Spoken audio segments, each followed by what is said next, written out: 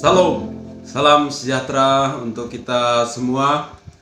Bertemu kembali dalam renungan malam dari Majelis Resort GKE Sampit. Pada hari ini, Kamis 1 Februari 2024. Adapun sebagai dasar renungan malam sesuai dengan Almanak Nas Gereja Kalimantan Pengelis, diambil dari kitab Perjanjian Lama dari Amsal pasal 12 ayat 10 sampai dengan 21 dengan judul Kumpulan Amsal Salomo. Saya akan bacakan ayat yang ke-14 sebagai berikut. Setiap orang dikenyangkan dengan kebaikan oleh karena buah perkataan, dan orang mendapat balasan daripada yang dikerjakan tangannya. Sedemikian jauh pembacaan firman Tuhan. Yang berbahagia ialah setiap orang yang mendengar firman Allah dan yang memeliharanya. Amin. Bapak Ibu Saudara-saudara yang dikasihi oleh Tuhan Yesus Kristus, kitab Amsal ini ditulis oleh Raja Salomo dengan maksud dan tujuan ialah untuk mendidik orang menjadi bijaksana, berhikmat, pandai, dan semakin berpengalaman.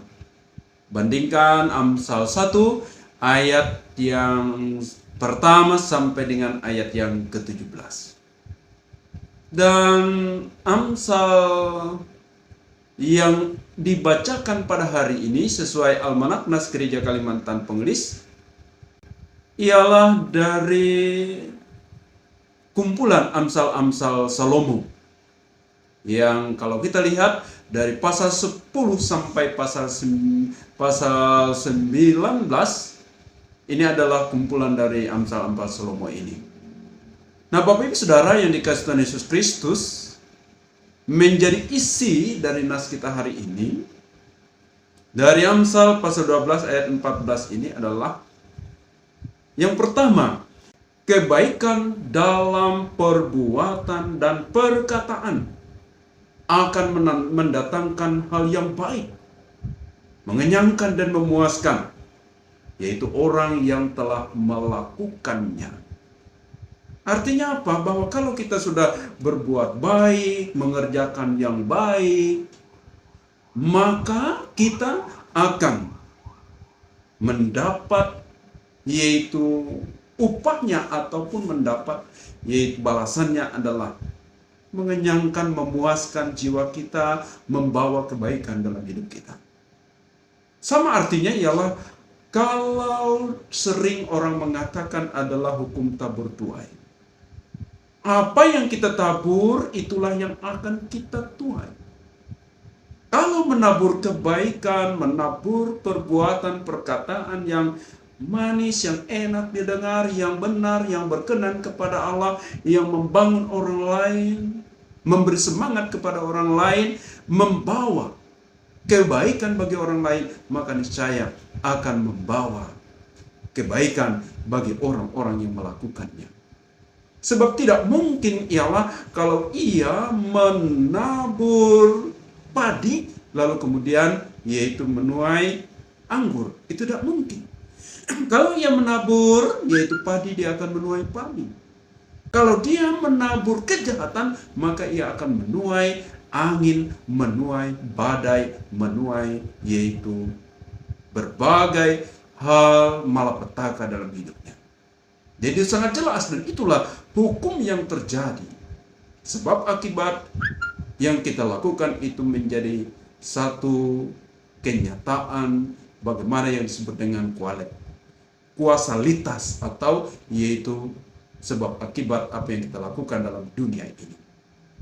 Bapak Ibu Saudara yang dikasihi oleh Tuhan Yesus Kristus, kemudian yang kedua, apa yang kita kerjakan dengan tangan itu akan membawa yaitu kepuasan bagi kita. Artinya apa?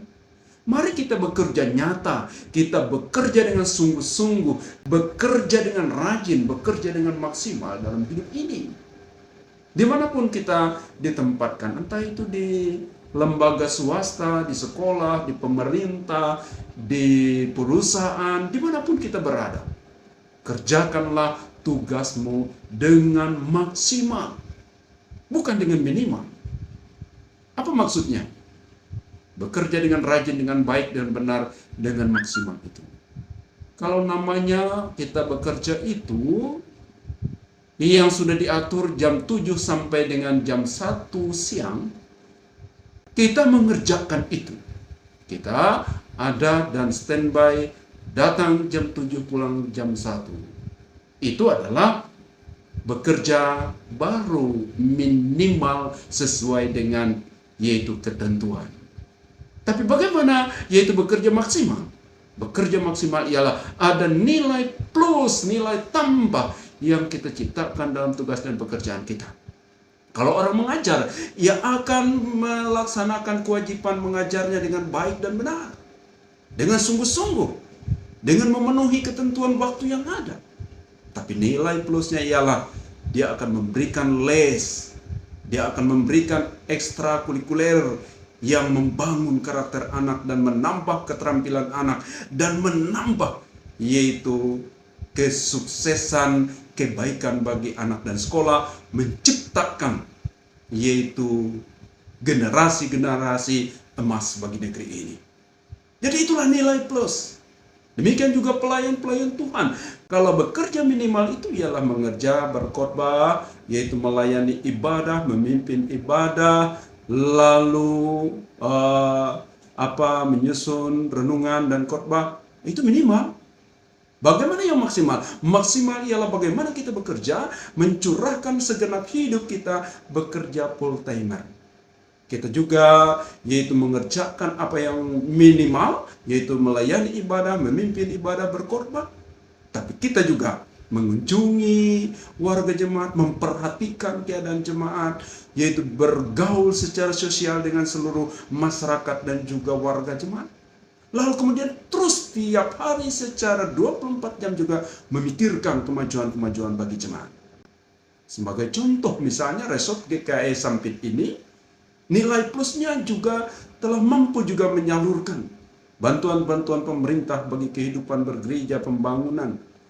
Dan baru-baru ini juga mampu menyalurkan bantuan yaitu dari UM, dari United Evangelical Mission dari Jerman, yaitu untuk membantu petani peternak yaitu 11 ekor sapi Bali yang masih muda, 10 yaitu yang betina dan 1 yaitu pejantannya jadi 11 ekor. Nah ini contoh menyejahterakan yaitu warga jemaat, dan itu adalah namanya bukan bekerja minimal tapi bekerja maksimal dan nilai tambah bagi warga jemaat.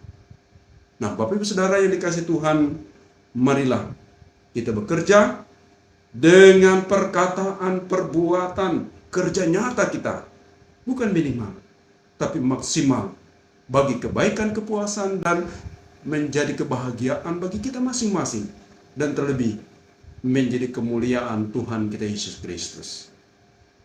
Amin. Mari kita berdoa. Terpujilah Engkau Tuhan atas segala kebaikan dan kasih-Mu.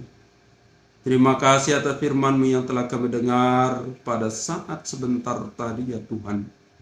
Kiranya Engkau tuliskan dalam loh hati kami masing-masing sehingga kami menjadi pendengar dan pelaku firman-Mu dengan setia. Tuhan Yesus, saat ini kami ingin berdoa untuk seluruh warga jemaat-Mu, terlebih mereka yang boleh mendengarkan renungan malam ini.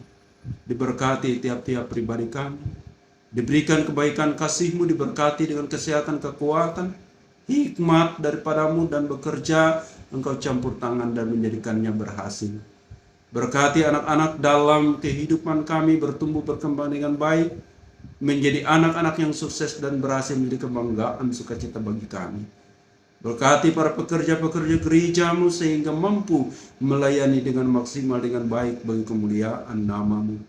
Berkati setiap warga jemaat-Mu sehingga bukan bekerja minimal, tapi bekerja dengan maksimal, memberi nilai tambah dimanapun ia bekerja.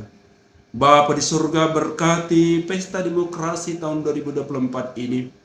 Baik itu pemilihan presiden, wakil presiden, DPD RI, DPR RI, DPR tingkat provinsi dan tingkat kabupaten masing-masing, dan juga pemilihan kepala-kepala daerah pada bulan November tahun 2024. Kiranya semua dapat berjalan dengan baik dan terpilih orang-orang yang memang membawa pengabdian demi kemajuan negara kesatuan Republik Indonesia yang kami cintai ini.